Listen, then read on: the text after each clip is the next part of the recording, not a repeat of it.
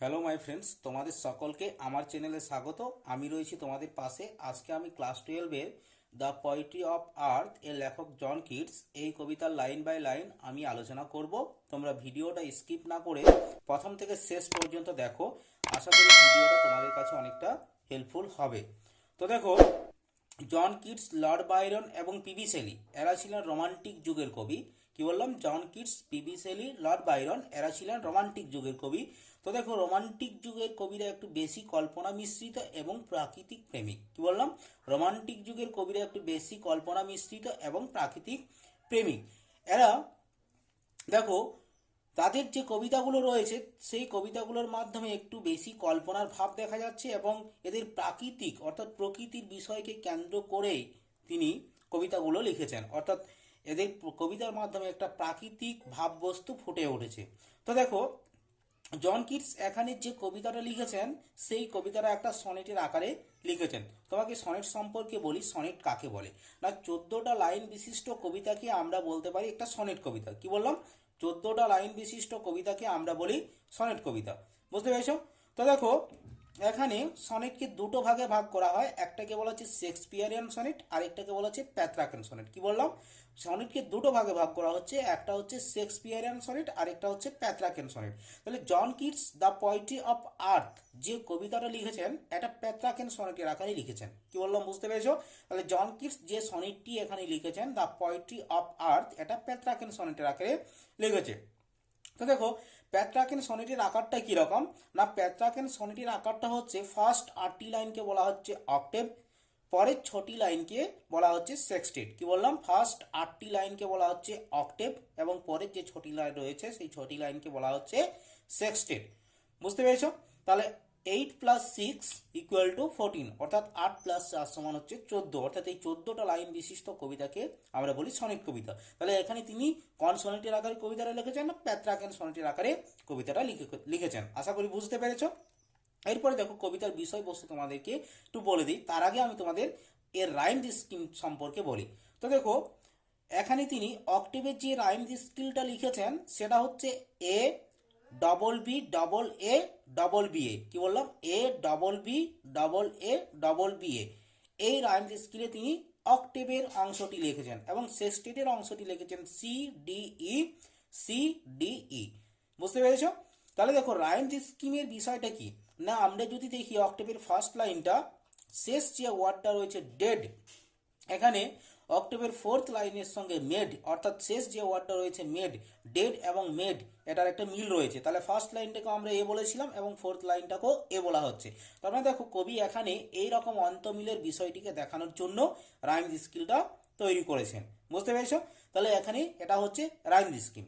এরপর আমি কবিতার বিষয়বস্তু তোমাদেরকে বলি।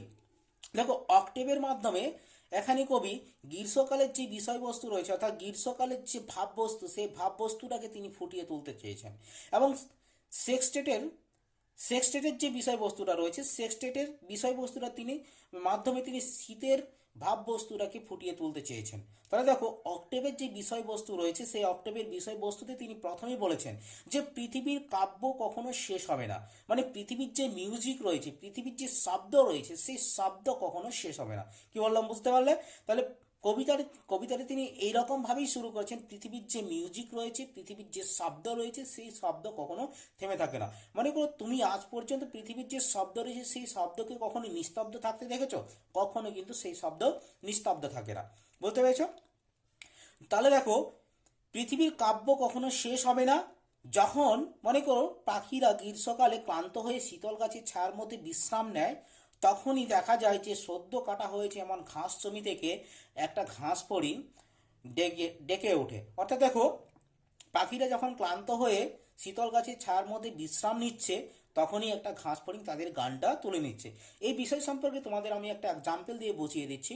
মনে করো তুমি একটা স্টেজে গানের প্রোগ্রাম দেখছো, সেখানে একজন গায়ক যখন গান করে করে ক্লান্ত হয়ে যায় তখন অপর একজন গায়ক সেই স্টেজে ওঠে এবং গান করে। কি বললাম? বুঝতে পারলে? না, সেই গায়কটা যখন ক্লান্ত হয়ে যাচ্ছে তখন অপর একজন গায়ক দর্শকের মনোরঞ্জন করার জন্য অন্য একজন গায়ক সেই স্টেজে উঠছে। বুঝতে পেরেছ? ঠিক সেই রকম এখানে পাখিরা যেমন ক্লান্ত হয়ে শীতল গাছের ছায়ার মধ্যে বিশ্রাম নিচ্ছে, তখন ঘাস ফড়িং তাদের গানটা তুলে নিচ্ছে এবং সেও তার গানটা কখনো আনন্দের সঙ্গে শেষ করে না। সে গানটাকে শেষ করছে খুব ক্লান্ত হয়ে এবং সে ক্লান্ত হয়ে নরম আগাছার নিচে বিশ্রাম নিচ্ছে। আশা করি এটা তোমরা বুঝতে পেরেছো। এটা হচ্ছে তোমার অক্টেভের বিষয়বস্তুটা। এরপরে দেখো সেক্সটেটের যে বিষয়বস্তু রয়েছে, সেক্সটেটের বিষয়বস্তুটা হচ্ছে কবি অক্টেভে যেরকমভাবে শুরু করেছেন যে পৃথিবীর কাব্য কখনো শেষ হবে না, সেক্সটেটেও তিনি যে স্যাম একই রকমভাবে শুরু করেছেন। না, এখানেও তিনি বলেছেন যে পৃথিবীর যে শব্দ রয়েছে, পৃথিবীর যে মিউজিক রয়েছে, সেটা কখনো থেমে থাকে না।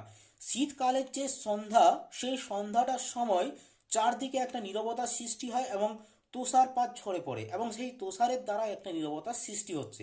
ঠিক সেই সময় একজন ব্যক্তি যখন উনুনের পাশে বসে যখন সে উনুন থেকে আগুনের তাপ নেয়, তখন তার শরীরে তাপ লাগার সঙ্গে সঙ্গে সে উনুনের পাশ থেকে একটা ঝিঁঝি পোকার ডাক শুনতে পায়। বুঝতে পেরেছো? এবং সে সেই ঝিঁঝি পোকার ডাকটিকে মনে করে, আধঘুম অবস্থায় সে মনে করে যে মনে হচ্ছে যে ঘাস ফড়িং সদ্য কাটা ঘাস জমি থেকে ডেকে উঠছে। এখানে হচ্ছে এটাই তোমার সেক্সটেটের বিষয়বস্তু। আশা করি অক্টেভ এবং সেক্সটেট দুটোর বিষয়বস্তুই বুঝতে পেরেছো। এরপর আমি লাইন বাই লাইন আলোচনা করছি, তোমরা ভিডিওটা স্কিপ না করে প্রথম থেকে শেষ পর্যন্ত দেখো।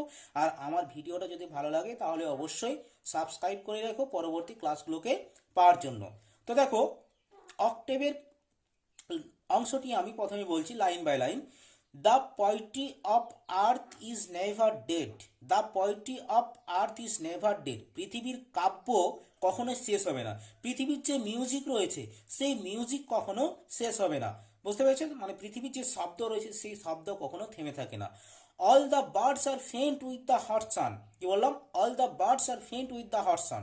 অর্থাৎ যখন সমস্ত পাখিরা ক্লান্ত হয়ে পরে গরম গ্রীষ্মের সঙ্গে, অর্থাৎ অল দ্য বার্ডস, যখন সমস্ত পাখিরা আর ফেন্ট অর্থাৎ ক্লান্ত হয়ে পড়ে, উইথ দ্য হট সান মানে গরম গ্রীষ্মের সঙ্গে, অর্থাৎ সূর্যের প্রবল দাবদাহে যখন সমস্ত পাখিরা ক্লান্ত হয়ে পড়ে, and hide in cooling trees, আর নিজেকে শীতল গাছের ছায়ার মধ্যে লুকিয়ে রাখে। হাইট মানে হচ্ছে লুকিয়ে রাখা। হাইট ইন কুলিং ট্রিজ আর নিজেকে শীতল গাছের ছায়ার মধ্যে লুকিয়ে রাখে। এ ভয়েস উইল রান, আর একটি কণ্ঠস্বর বেরিয়ে আসে। কি বললাম? একটি কণ্ঠস্বর বেরিয়ে আসে ফ্রম হেজ টু হেজ, এক ঝোপ থেকে অন্য ঝোপে। কি বললাম? হেজ টু হেজ অর্থাৎ এক ঝোপ থেকে অন্য ঝোপে। অ্যাবাউট দ্য নিউমন মোড অর্থাৎ সদ্য কাটা হয়েছে এমন তৃণভূমি থেকে। কি বললাম? সদ্য কাটা হয়েছে এমন তৃণভূমি থেকে। That is the grass hopper, এটা হচ্ছে একটা ঘাস ফড়িং, অর্থাৎ যে ডাকটা শোনা যাচ্ছে ঝোপ থেকে, সেটা হচ্ছে একটা ঘাস ফড়িং এর ডাক। That is the grass hopper, এটা হচ্ছে একটা ঘাস ফড়িং। হি টেক্স দ্য লেড অর্থাৎ সে ভূমিকা নেয় ইন সামার লাক্সারি অর্থাৎ গ্রীষ্মের বিলাসিতায়। সে গ্রীষ্মের বিলাসিতায় ভূমিকা নিচ্ছে। লাক্সারি মানে হচ্ছে বিলাসিতা। হি হ্যাজ নেভার ডান, সে কখনো শেষ করে না। কি বললাম? হি হ্যাজ নেভার ডান, সে কখনো শেষ করে না। উইথ হিজ ডেলাইট অর্থাৎ সে তার আনন্দের সঙ্গে, অর্থাৎ সে কখনো তার আনন্দের সঙ্গে গানটাকে শেষ করে না। For when tired without fun অর্থাৎ যে যখন সে আনন্দ ছাড়াও ক্লান্ত হয়ে পড়ে। তাহলে for when tired without fun, যখন সে আনন্দ ছাড়াও ক্লান্ত হয়ে পড়ে। হি রেস্ট অ্যাট ইজ, সে আরাম করে বিশ্রাম নেয়। বিনিথ সাম প্লিজেন্ট ইডস অর্থাৎ কিছু মনোরম আগাছার নিচে। কি বললাম? বিনিথ সাম প্লিজেন্ট ইড, কিছু নরম আগাছার নিচে। এটা হচ্ছে অক্টেভের অংশটা। এরপর তোমরা সেক্সটেটের অংশটা দেখো। The poetry of earth is seizing never অর্থাৎ দেখো, অক্টেভে যেরকম ভাবে তিনি শুরু করেছেন, সেক্সটেটেও ঠিক সেম একই রকম ভাবে শুরু করেছেন। প্রথমেই তিনি বলেছেন the poetry of earth is seizing never অর্থাৎ সিজিং মানেও যা, ডেড মানেও তা। দেখো, the poetry of earth is seizing never, পৃথিবীর কাব্য কখনো শেষ হবে না। পৃথিবীর যে মিউজিক রয়েছে, সেই মিউজিক কখনো শেষ হবে না। এরপরে দেখো, on a loan winter evening এক নির্জন শীতের সন্ধ্যায়। কি বললাম? On a loan winter evening এক নির্জন শীতের সন্ধ্যায়। লোন মানে হচ্ছে নির্জন বা নিঃসঙ্গ, অর্থাৎ on a loan winter evening এক নির্জন শীতের সন্ধ্যায়। হোয়েন দ্য ফ্রস্ট, যখন তুষার হ্যাজ রট এ সাইলেন্স, একটা নীরবতার সৃষ্টি করে। তাহলে যখন তুষার একটা নীরবতার সৃষ্টি করে, from the stove there still, from the stove, stove মানে হচ্ছে উনুন, from the stove there still অর্থাৎ উনুনের পাশ থেকে সেখানে একটা তীক্ষ্ণ স্বর ভেসে ওঠে। দ্য ক্রিকেট সং, সেটা হচ্ছে ঝিঁঝি পোকার ডাক। দ্য ক্রিকেট সং সেটা হচ্ছে একটা ঝিঁঝি পোকার ডাক। In warmth increasing ever, in warmth increasing ever অর্থাৎ উষ্ণতা বাড়ার সঙ্গে সঙ্গে। And seems to one in drowsiness half lost, and seems to one in drowsiness half lost আর একজন লোক আধঘুম অবস্থায় মনে করে।